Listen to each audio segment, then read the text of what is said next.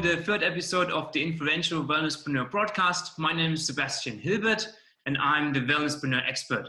I'm helping wellness business owners and therapists to avoid digital overwhelm, engage their ideal clients online, and triple their business in 6 to 12 months. But what I'm really passionate about is moving the world to better health and well-being. And on this journey, I meet a lot of really great leaders in the health and wellness industry.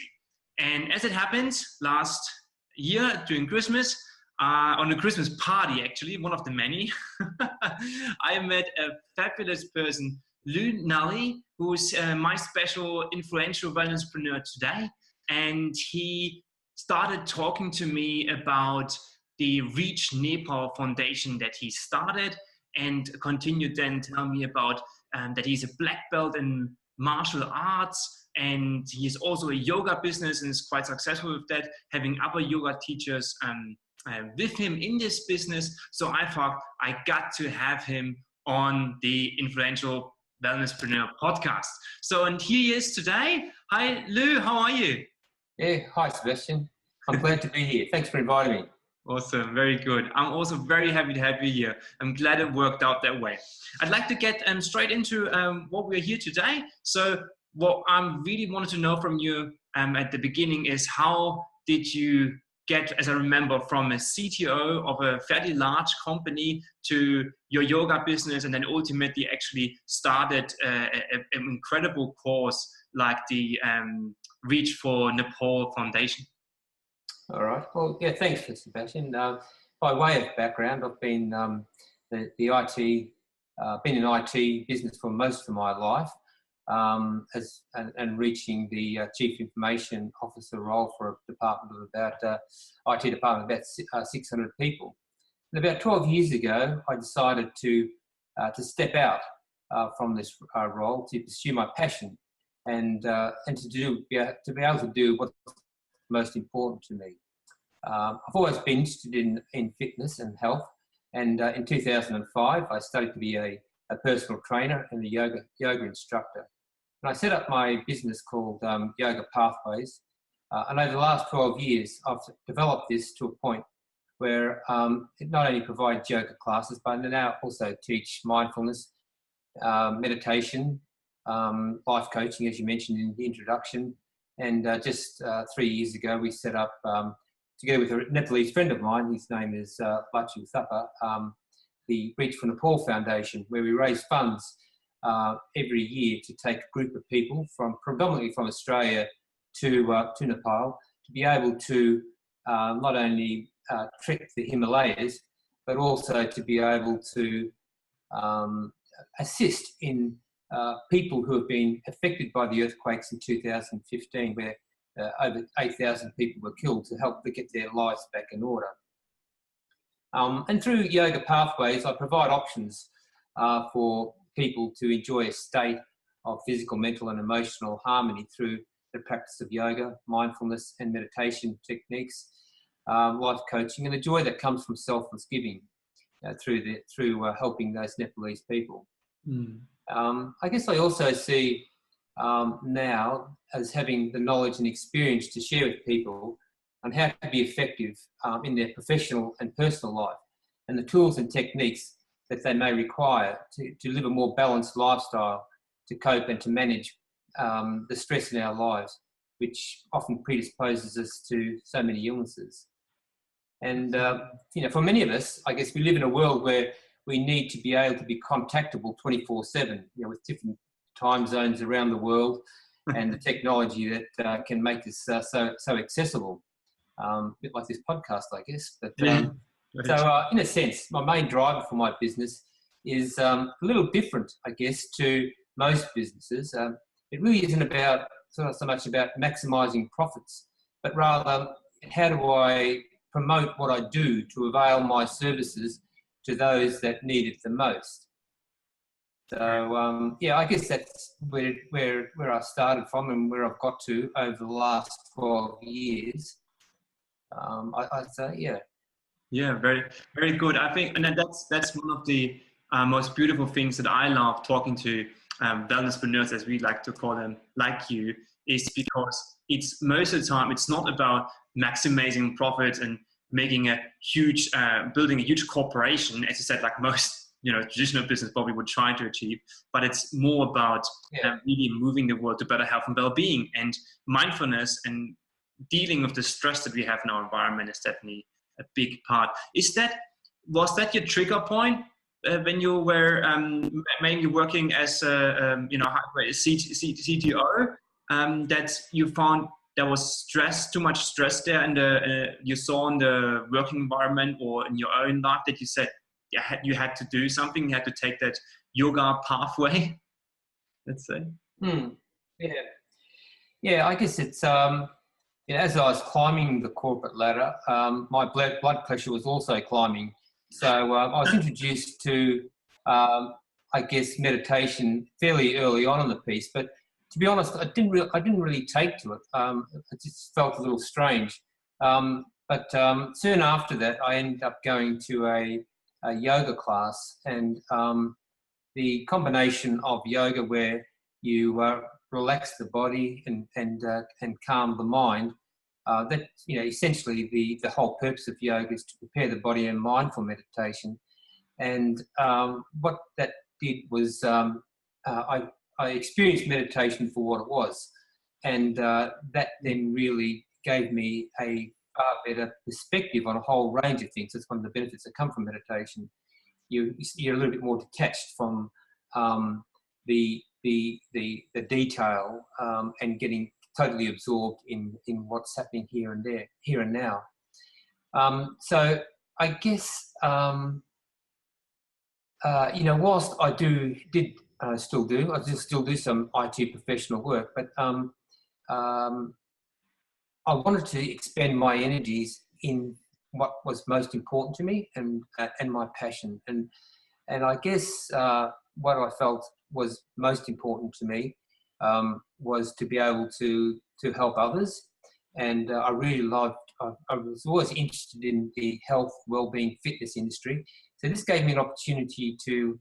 I reached a point where I said, rather than when you do have a professional role like CTO or CIO, that is all absorbing. And whilst I guess what I did find was I was able to develop practices which really helped me in that role as a CTO.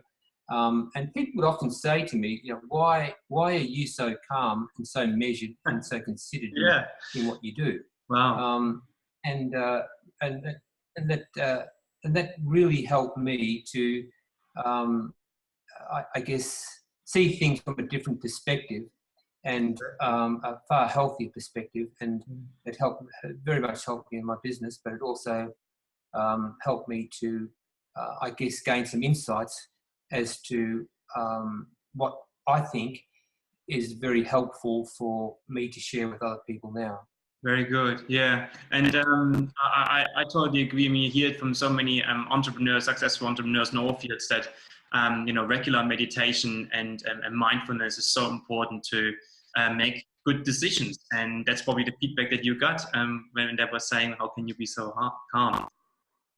So considering your journey, what we just heard about how you being very balanced, executive or professional, that probably also explains why you like to call yourself the contemplative professional, which I think is a great term to have a good balance between two sides of the plate there.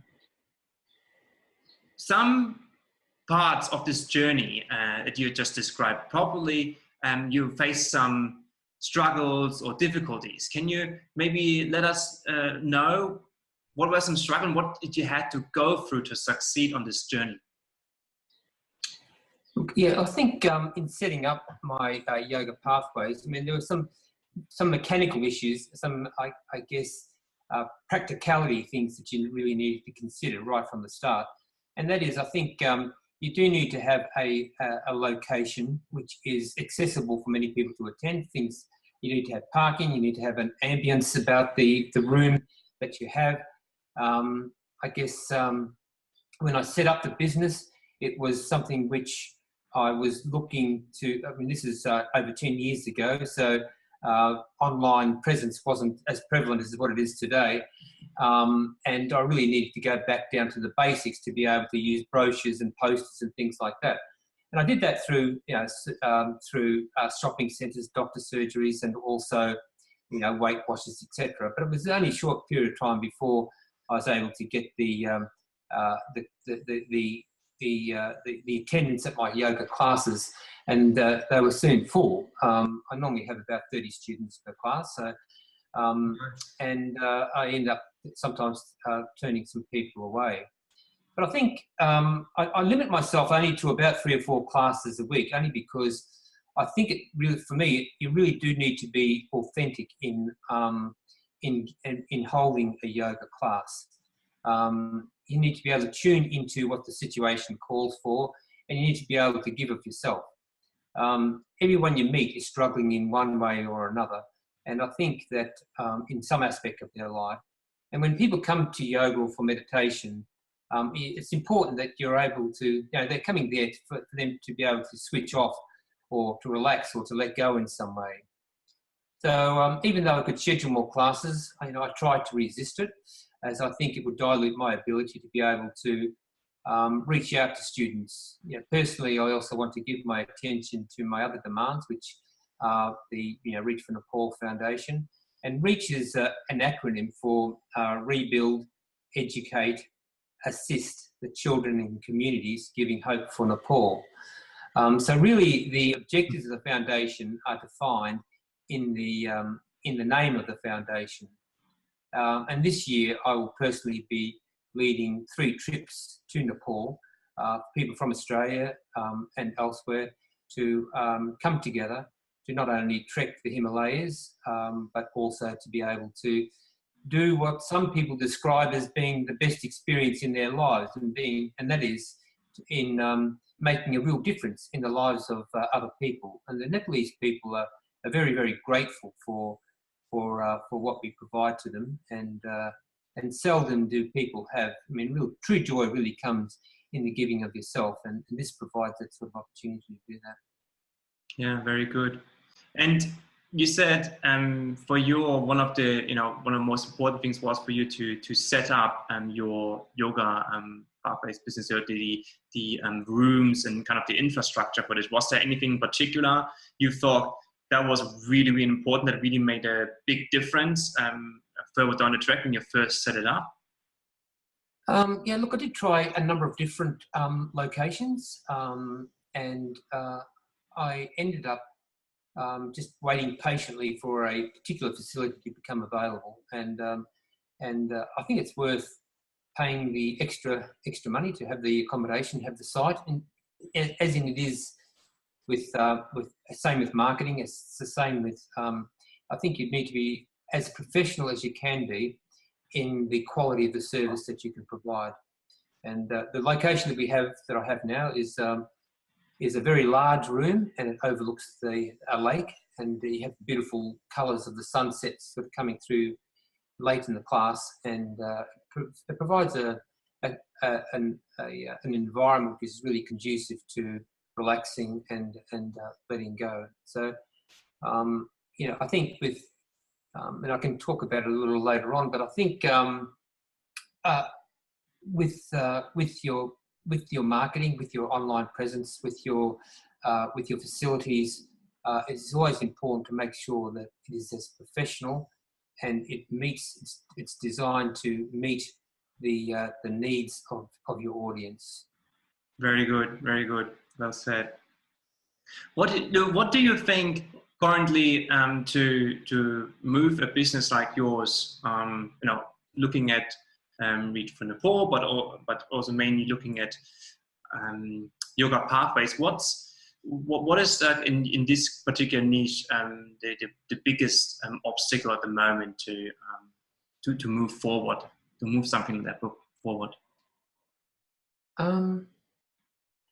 Look, I think my business, as I said before, my business is continually evolving.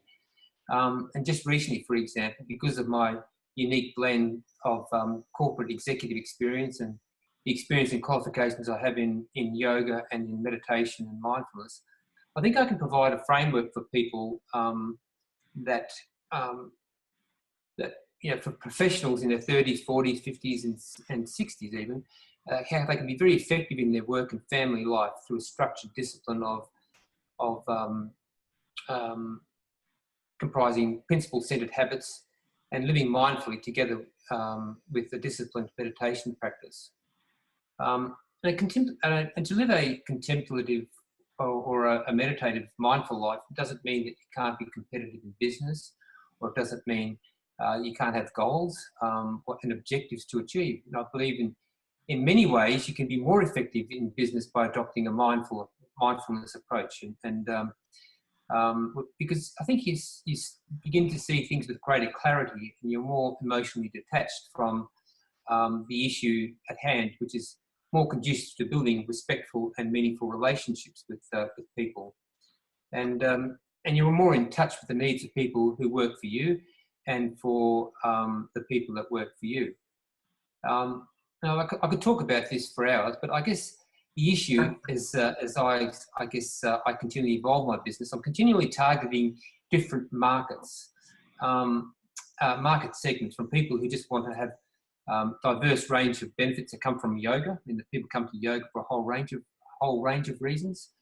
To those that want to adopt a more formal mindfulness or meditation practice. To those that want to actively participate in making a difference in the lives of people in Nepal. To professionals who want to be more successful in business, but also without compromising their personal lives. So yeah, they're the issues I'm grappling with.